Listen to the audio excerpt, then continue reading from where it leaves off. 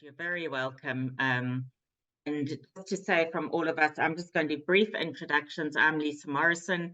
I work 2 days a week with Sarah on the New Script campaign. I also run my own training and consultancy.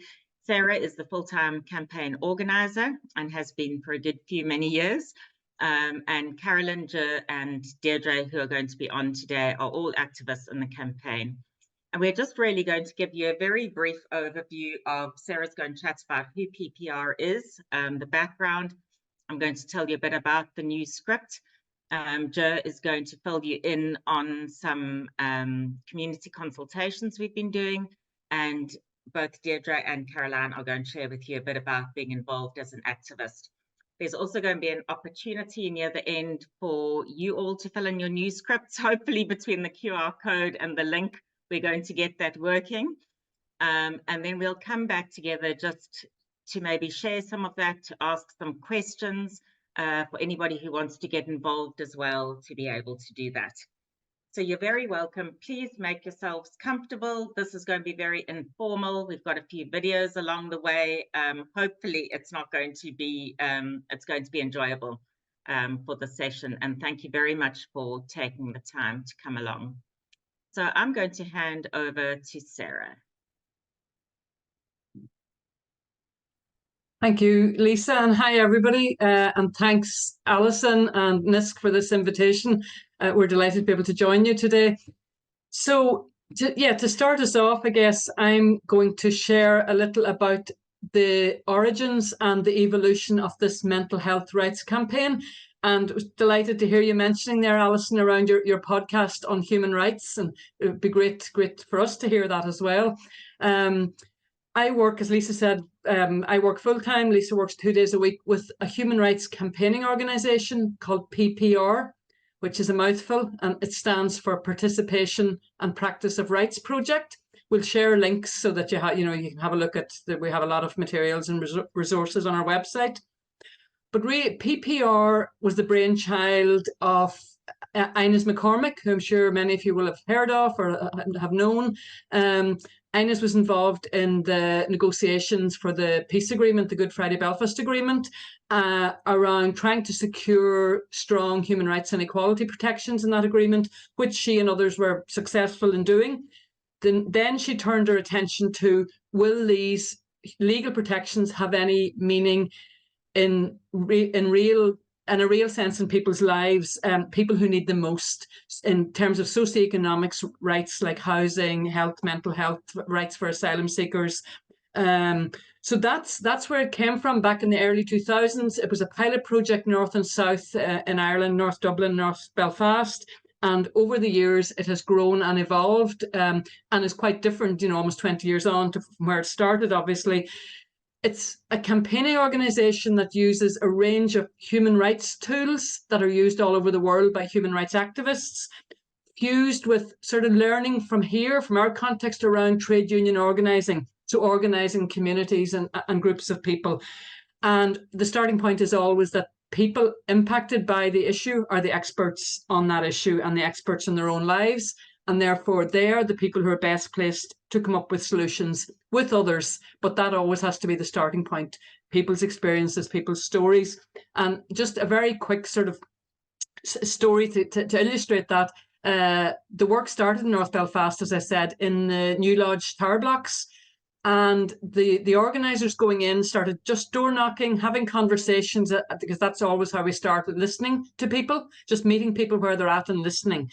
And going in, I guess they would have thought that the issues coming through would be things like damp, overcrowding.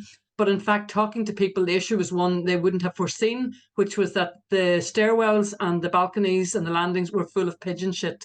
And this was having a very serious health impact on their children and themselves, and particularly children in terms of respiratory problems. So that, for us, we always go back to, that's our kind of acid test in terms of the organising.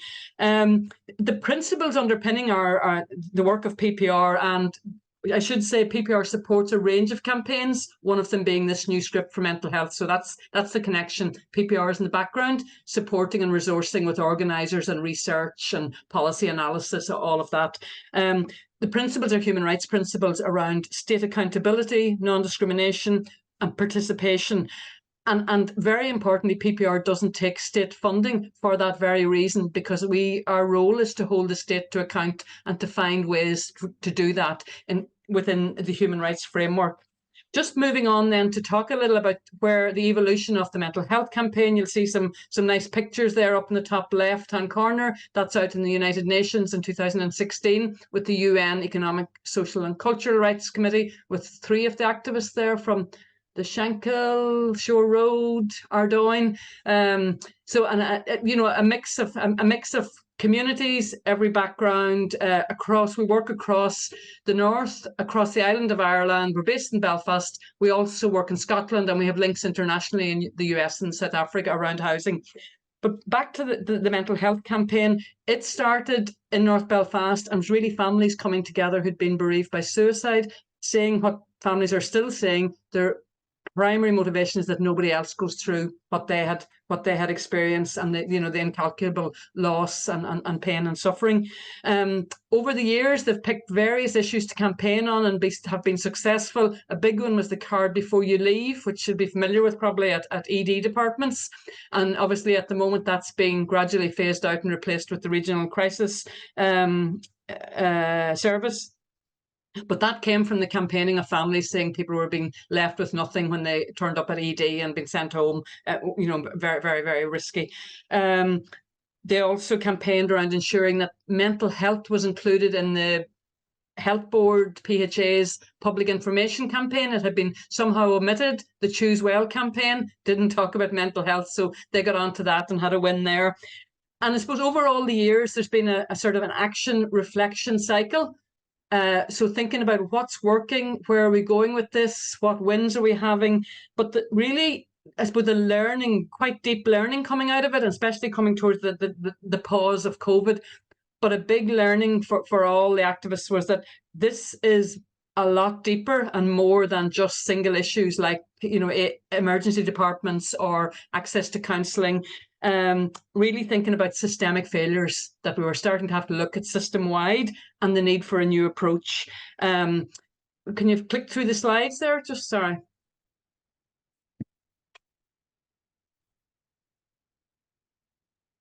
Sorry, Sarah, it's just not. That's all right. Just forward. You keep chatting. Don't worry. Yeah.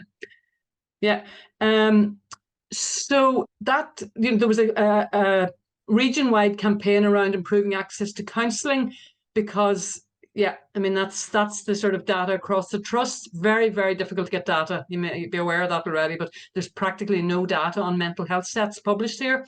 But you can see really, the spend on talking therapies is about 1.9 million. That's the Department of Health's figures. That's for all 5 trusts combined.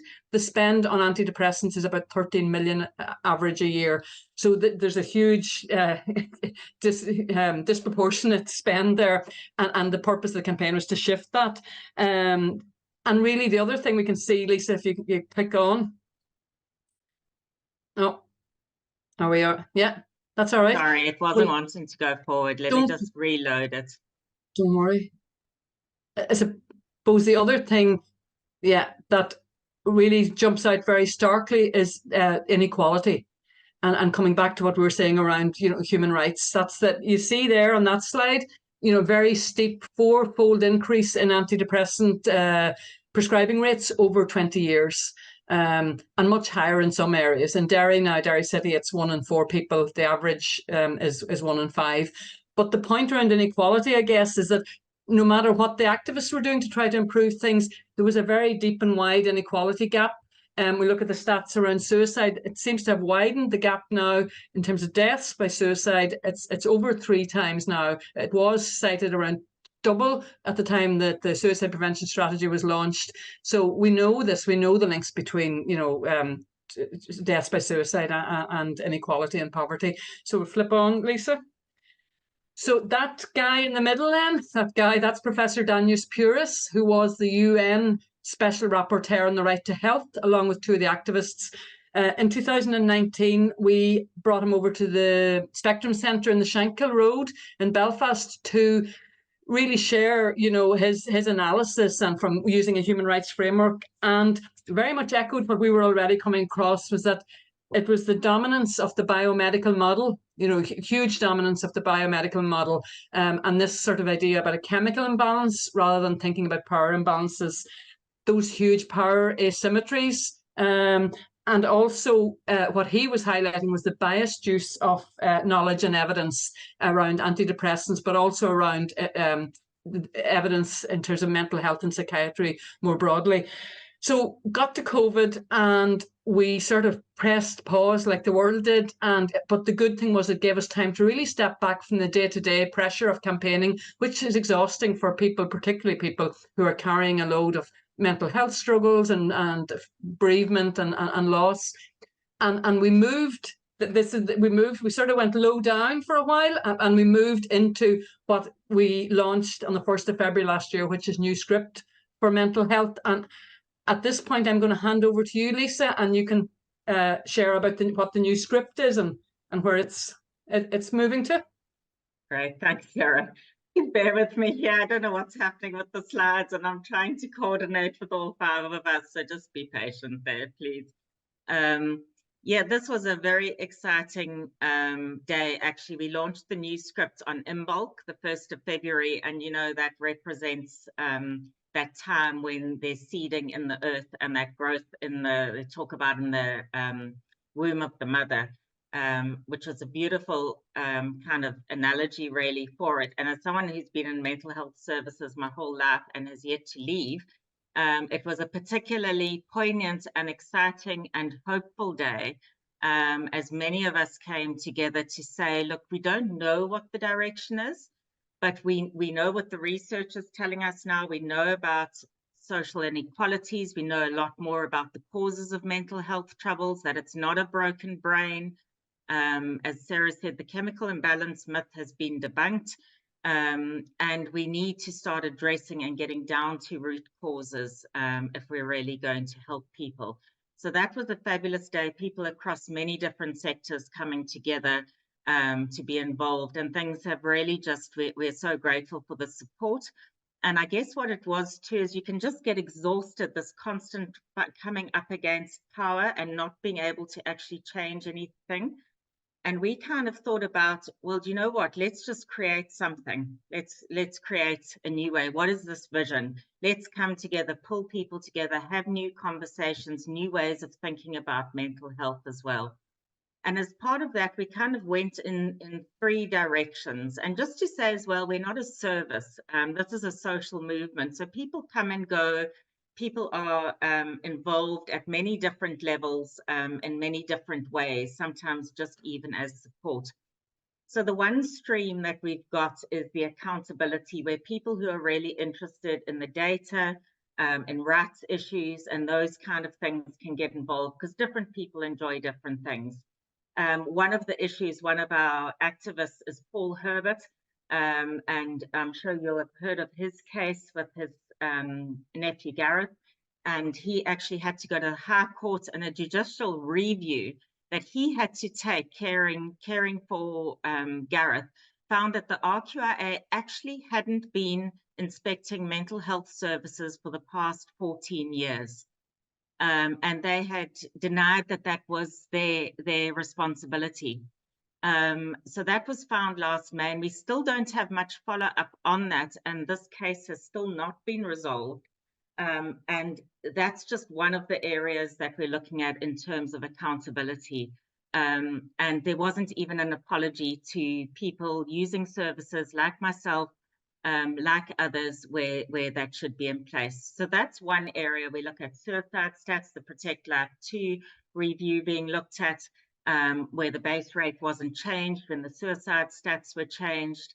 Next Thursday, I'll be speaking with John Reed. We have Curious Minds conversation about, does electroconvulsive therapy have a place in 21st century evidence-based medicine?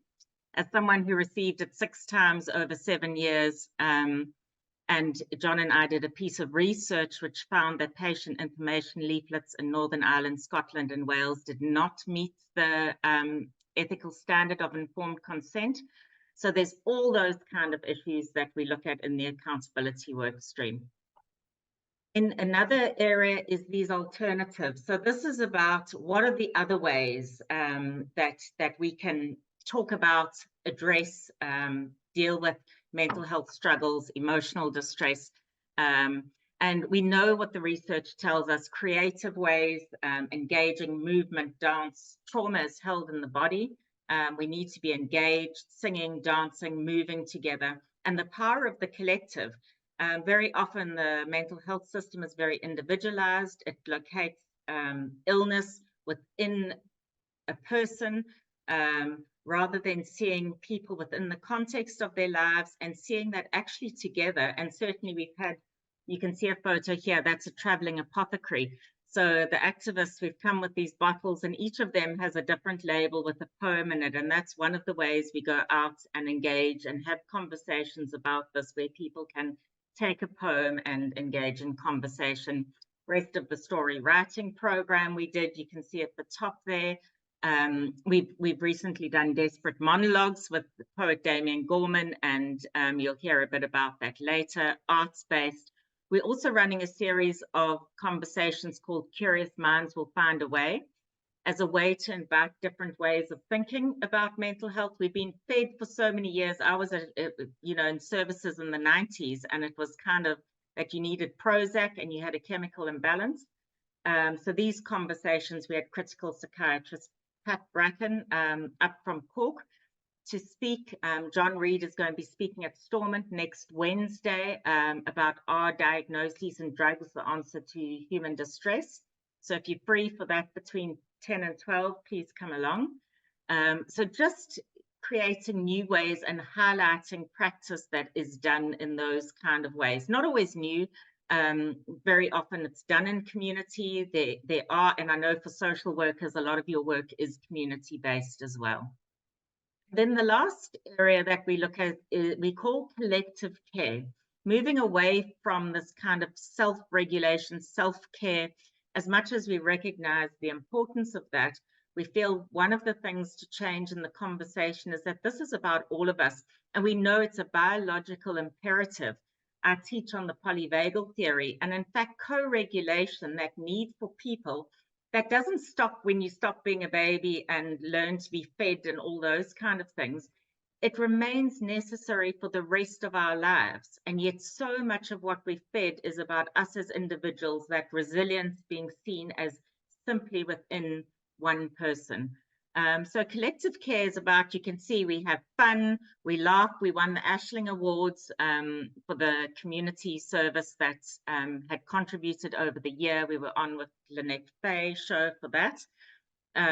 So it is really also about that joy, that celebrating. We sing together, people bring their guitars. It's just, yeah, a fabulous, fabulous space to be, and really important that we look out for each other in this work. And I know for people working in services with the training I do, that everybody is stretched, and it really is about sticking together with this. So I'm just going to show you a video that we had in Stormont in October last year. We came together again to give, and Joe's going to come on after this just to tell you a bit about filling in the new script, which is our community consultation. And this event was used to launch some of the findings from that. So I'm just going to play that for you, and then Joe will come on. And we're here at Stormont today with the PPR group to launch their new script for mental health and listen to the consultation responses from the campaign. We took a script as you would get if you went to GP surgery. We invited people to think about what would really address the causes of emotional pain and distress.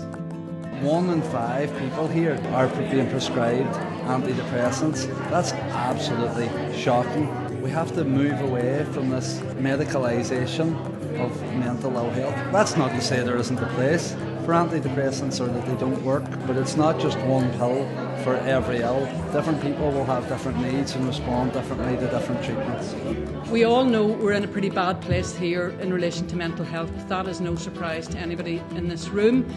The World Health Organization last year in a major report said business as usual is no longer good enough. We can't keep doing the same thing and thinking things are going to improve. We did hear from a bereaved mother who sadly lost her son as a result from the poor service that he received from our mental health services.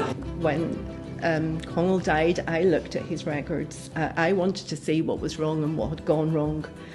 In the 3 years Connell was at university, he was prescribed many different medications, and it culminated towards the end. It was quite a frenzy of medication.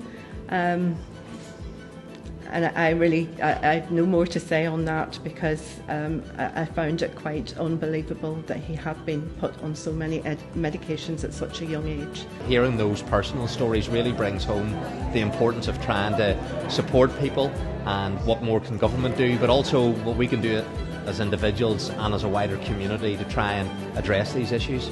I've been up here 12 years, I've attended many events in these rooms, and I have to say that this one is probably the most impactful that I have ever been at, and that's due to the contribution that we had today from people with lived experience. And it's vitally important that we as elected representatives listen to those voices and we act on what we're hearing. Pass over to you, Joe. Okay, thanks very much, Lisa. Can you hear me okay? Mm-hmm. Yeah, okay, thanks very much. So we mightn't be great at the technical side of things, but I think we're getting this community consultation well nailed down, and you can see the results with the episodes that's happened with PPR, which is all being fed from the community, really. So the purpose of this community consultation was to have open conversations about our mental health system here in Northern Ireland, creating opportunities for people to feed into that, which you today will have an opportunity, because I believe you'll have scripts there, which would be great if you could fill in, and helps us to then come up with what is the issues. You all have ideas from our own experience or helping people or providing services. It's about sharing those ideas and collectively us all together creating a new script for mental health in the province. The methodology, next slide please. The methodology that we used was that it was a mix of consultation methods, but what we wanted to do was ask people to tell us what was causing their distress and their emotional pain, and also what would help to alleviate it. So we went to workshops, stalls, and health events, young people, older people. We also had online scripts, and it was just like a script you would get in the GPs.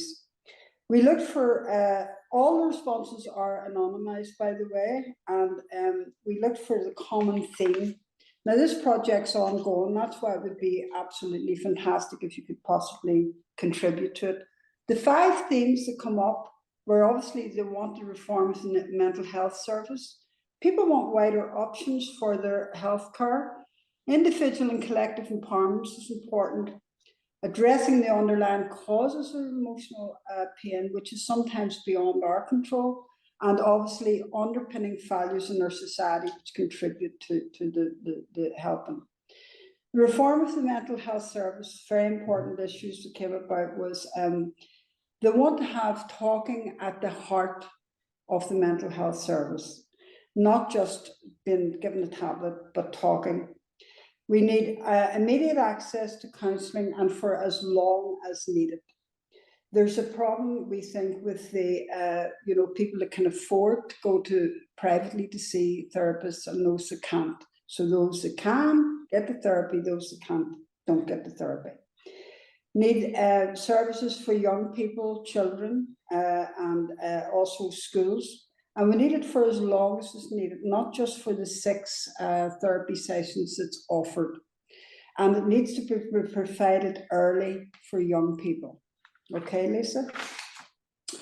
Wider options that were asked for was, you heard there about the access to arts and crafts, areas where people can be creative, because there's obviously absolute evidence all over the world that people that can work through their trauma using these techniques.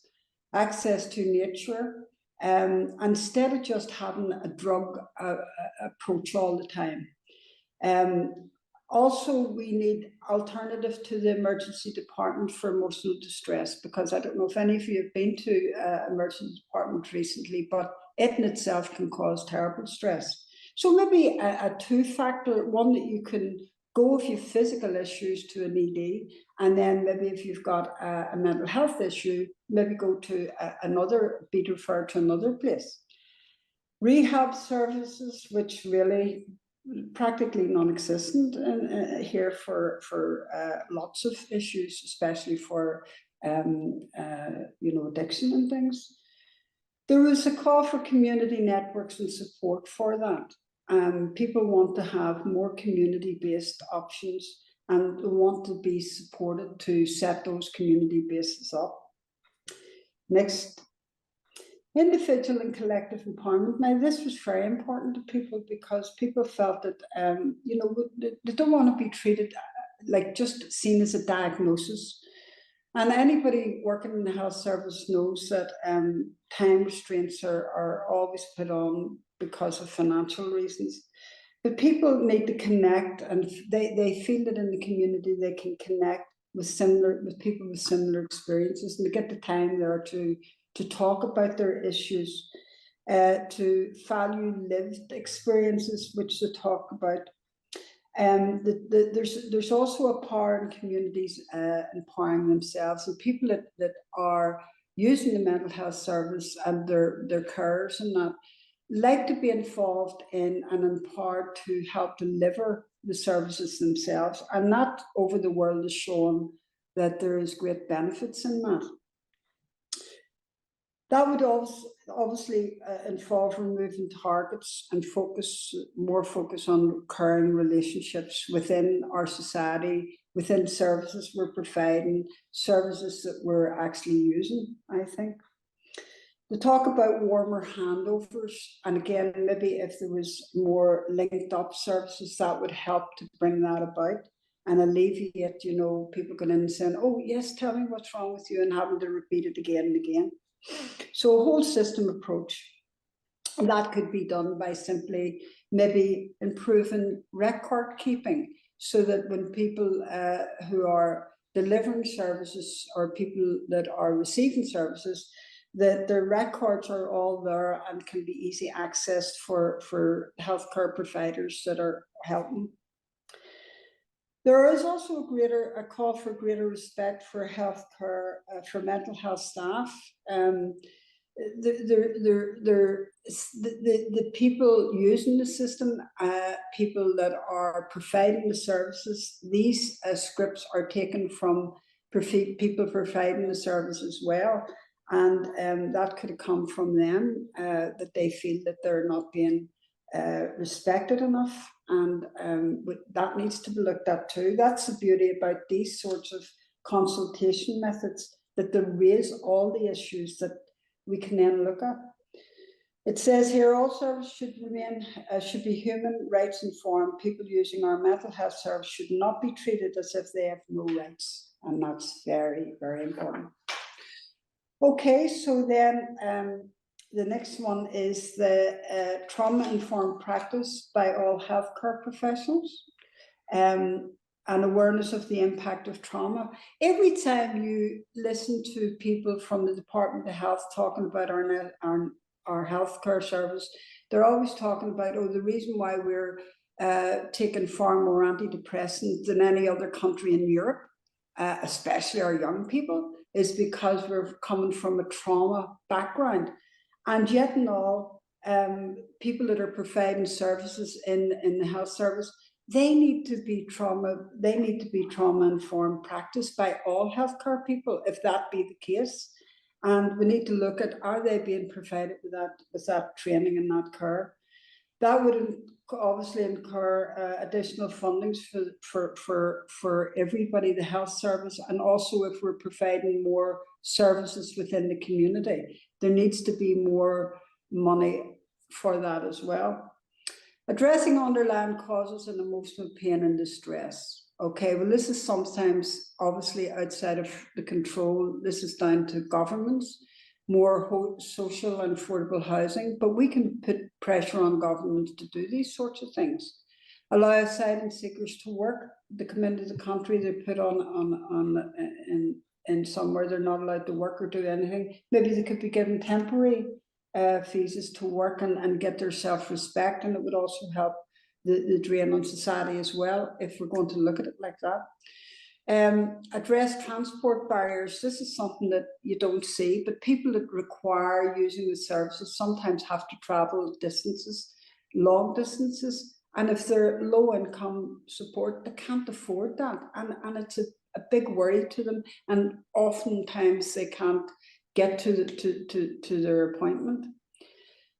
This is the biggest one of all. Stop privatization of the NHS. I worked in the NHS for 36 years, and of all my time in working in the NHS, I have never seen such a blatant example of the NHS gone private as I have this last number of years. Next slide. So that brings us back to our society and the underpinning values which we are responsible for individually, which is love, empathy, compassion, kindness, that we can contribute at any level, either providing the service, taking care of people, or as activists. Just all of us, society, needs to be cognizant of these values that we need to underpin our society with, I think. So I think that the next part of the presentation now is some more videos. Lisa is going to get up there if you can, Lisa, can you? Anyway, this is one of our activists. My name's Siobhan McCallan. I'm a mother, a wife and a retired school teacher. Following a sepsis ordeal in 2016, I was diagnosed with ME. It had an absolute devastating impact on all aspects of my health, including my mental health. As a mental health activist, my new script for mental health would be to put people first. First, do no harm is the essence of the Hippocratic Oath. I also believe that we need to address the issue of transgenerational trauma and invest in community-based arts programmes through social prescribing.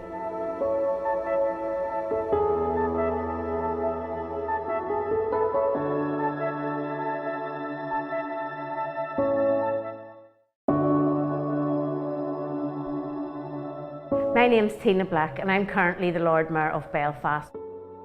My background is in community development and that's where I'll be returning. I manage a community centre in the Grosvenor Road. It's the gateway into West Belfast and it's a place I love and I'm fiercely proud of. My new script for mental health is equality of access to services without judgment.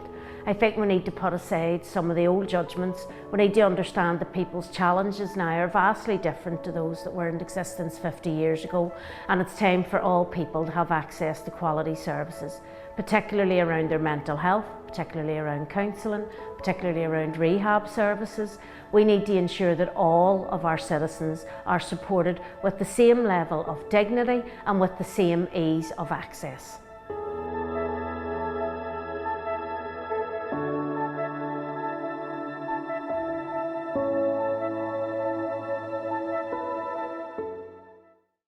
So over to Caroline. Can you hear me okay? Yeah. Yeah, my name is Caroline Boyle and I work for an organisation called 360, but I also am involved with PPR as one of the activists and campaigners. So I got involved. I went to the launch last February and I went along with a group of women because I work in the Engaged Women's Service within Start 360, and we took a group of women to the launch and we just were blown away that people sharing their real life experiences, and there was people to talk to, people to engage with, and I just thought how it was done and what they were talking about was real life stuff that the women that we worked with were being impacted on a day-to-day basis. Also personally then when I got involved and started talking with other activists and within a kind of safe supportive kind of space, was that how all of us kind of have an idea of what a new script would look like for us as individuals. And for me, it was around nature and being out in nature, allotments, growing stuff. And then I went on and qualified as a nature ecotherapist, and that's like my private practice. And then also the creative writing side of things. And one of the things that came up for me was that I've been writing for a long time, ever since I could hold a pen. So and part of that was just being able to scribble down what was going on in my head. So getting involved with PPR then meant I was able to engage in the rest of the story. And lately there are the desperate monologues, which we all kind of went off and kind of wrote pieces about our own journeys, and then we were able to share them on stage as part of a performance piece with people invited. So we invited friends and family and along to that. So so one of the things I'm going to do is that was just a little kind of quick overview of how I got involved. I mean, I've been involved in the community and voluntary sector for my whole life, working with young people, and all the way up to now. I've been working the last 6-7 years with women. But you know, systems have not changed a whole lot. And if you're like, in my experience of late, is that they've actually got a lot worse. So it's finding, instead of feeling burnt out as a practitioner, it was finding ways to be able to have my voice heard, and to be able to have the voice of some of the women I work with heard, who are voiceless quite a lot of the time, and who are trying to deal with a lot of the services that we're working at trying to impact, whether it's education, whether it's health service, whether it's social services, whether it's addiction services. So many kind of experiences that the women come and present with, and they value being able to have their voice heard. And it was really interesting being able to have my own, and based on some of my own journey through mental health services and addiction services many years ago, it was great to kind of have a space to do that in. So I'm going to end my little bit with a poem that I wrote, and and having never kind of performed or done any kind of poetry and stuff before, this has been quite a year of doing that. And I just kind of get my voice heard in a different way. So this is called What If. What if her wounds aren't meant to heal? What if they are openings where her secrets and truths can finally find a space to breathe? What if they are portals? What if they are thin veils hiding abandoned, neglected galaxies, containing her deep wisdom longing to be heard? What if these broke pieces, scattered and forgotten, once assembled, create something so beautiful and unique, stitched together with her golden threads of hope?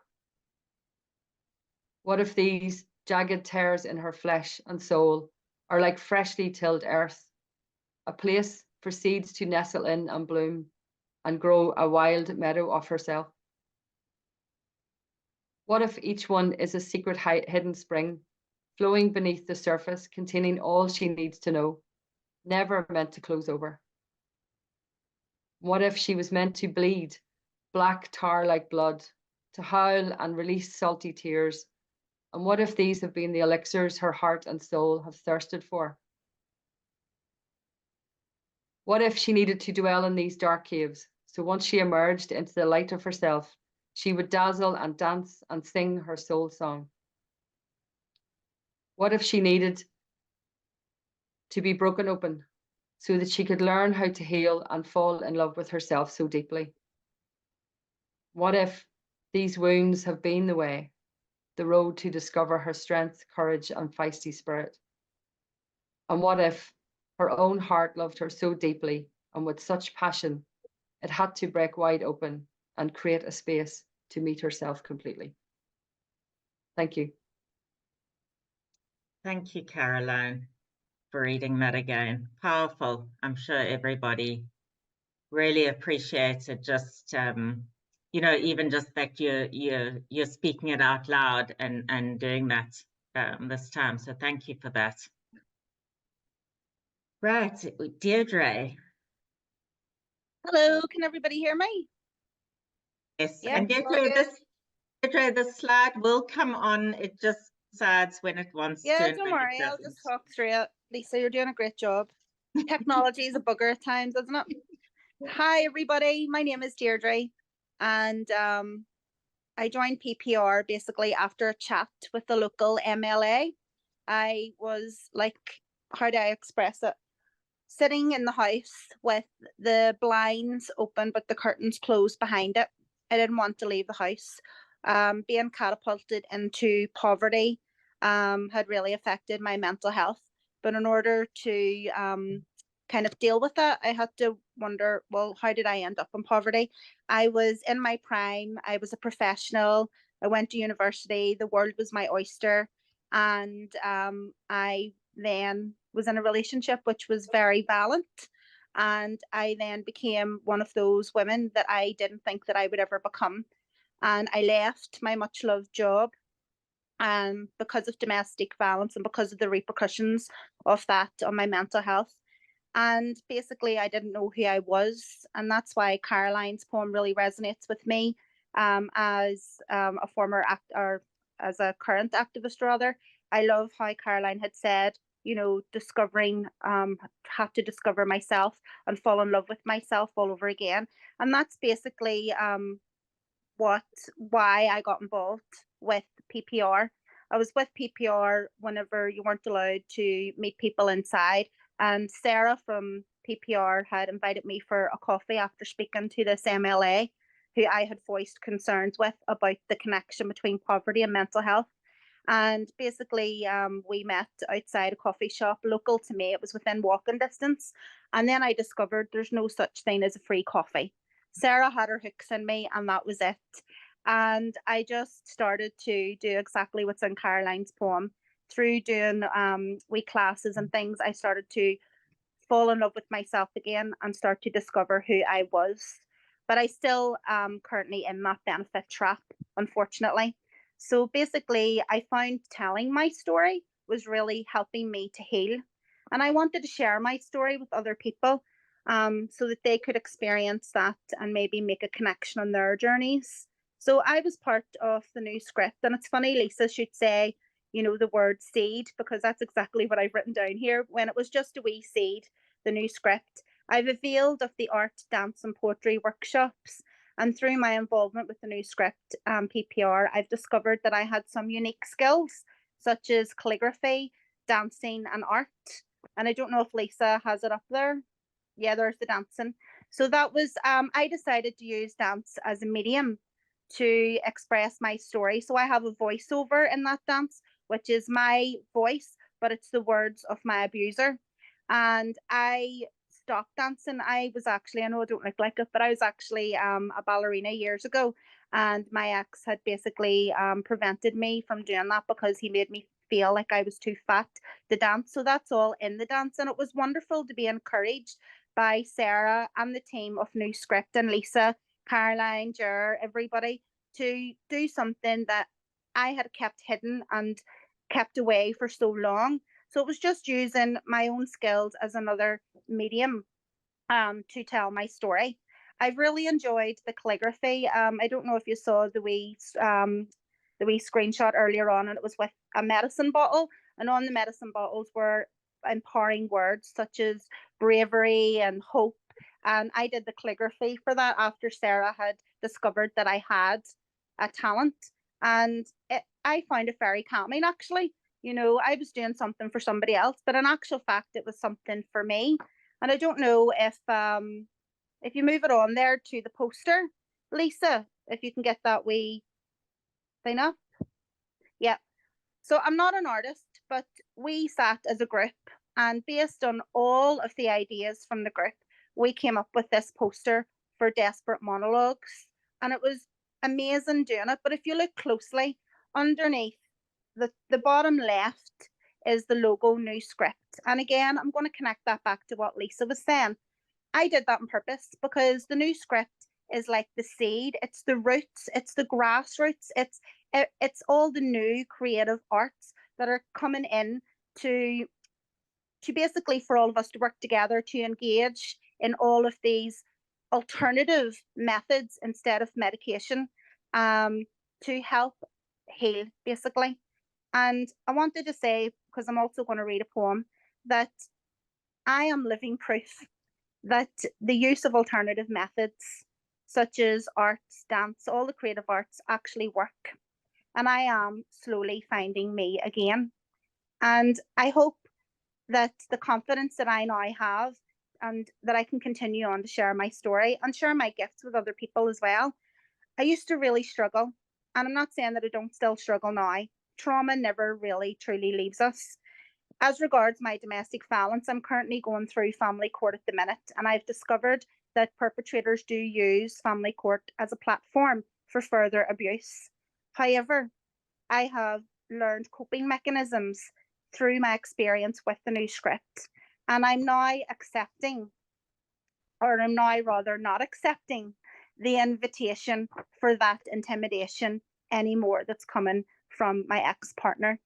And I really hope that through people getting involved in the new script, that other people will see that telling our real lived experiences is healing. There is, I mean, I am living proof of this. I had no confidence, and I am gaining in confidence. And I, again, I'm not a poet, but this has given me the opportunity to basically write something that is important to me. And it's basically, I called it calligraphy care, because through my calligraphy, I was starting to care for myself. So I'll just end with this poem. Calligraphy care. With the smell of fresh paper, the gloop gloop of the ink as it moves from side to side in the little jar, the smooth touch of the calligraphy pen as it settles into the groove of my finger and thumb. Pop goes the lid, the plop of the nib as it sinks into the fresh gold ink, the swish of the stroke of the ink as it meets the page. Swish, swish, swish. I'm conscious of my breath, in and out, in and out. Swish, swish, swish. Gold ink dots now on the palm of my hand, gold melting into the creases of my fingers and my writer's bump. I look down at my work, happy and content. Achievement for the bereavement, the new me against the old me. Healing for the hurt, medicine for the pain. Happy heart against the background of sadness. The words on the page are like a big hug holding me together. The words and the gold connecting the community. A sense of calm overwhelms me. I'm a healed me. I'm a stronger me. I'm a secure me. Through the gold and my calligraphy, I see hope, optimism, bravery, love, freedom. I see a warrior. I see me. Welcome back. How I missed you, Deirdre. Powerful, Deirdre. Thank you. And if you could see Deirdre do her dance, honest to goodness, you would be absolutely transfixed. We were all just transfixed. Absolutely beautiful. So thank you so much, and Caroline too. See, I can't see you ladies properly, but yeah. My name's Jake McShakish. I'm the director of Belfast Gaeltacht Quarter, and I live with post-traumatic stress. I was extremely lucky to survive a 2-year bout of suicidal depression, and did so with the help of family, friends and the community. My new script for mental health would say the following. The health professional would validate me as a person and not treat me as a set of symptoms to be medicated. They would acknowledge that it's the lack of a living wage, the lack of security of tenure and the lack of a decent standard of living which is fueling the trauma and distress within our community. Secondly, they would refer me to a network of community support groups to help deal with my distress. And lastly, they would ensure that they didn't disempower me. They didn't treat me as a problem to be solved, but rather empowered me and gave me agency to effect change along with the community in which I live.